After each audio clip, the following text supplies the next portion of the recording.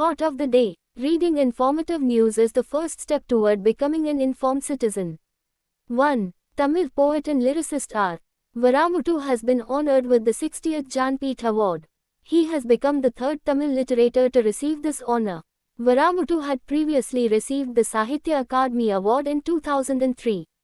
The Jnanpith Award is a prestigious honor in the field of Indian literature, established in 1961.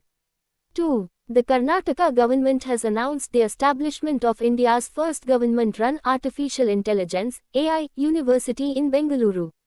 The government aims to transform Karnataka into an AI-native state. This university will serve as a key hub for fostering research and talent in sectors such as education, healthcare, and agriculture. 3. Unja cumin and Unja fennel from Gujarat have been granted the GI geographical indication tag by the Government of India. A total of 125 new GI tags have been registered in India between April 2025 and March 2026.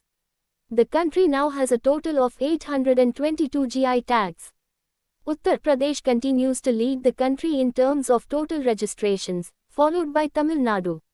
4. New York has become the first U.S. state to impose a one-year moratorium on new data centers consuming more than 50 megawatts of electricity. The state currently hosts 148 data centers, representing 5% of the 3,000 centers across the U.S. This moratorium will remain in effect until new standards are established, in light of the strain on local resources and rising electricity demand.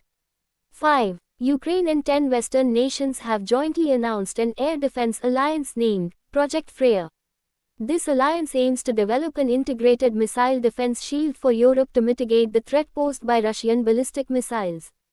Participating countries include Denmark, France, Germany, Italy, and the UK.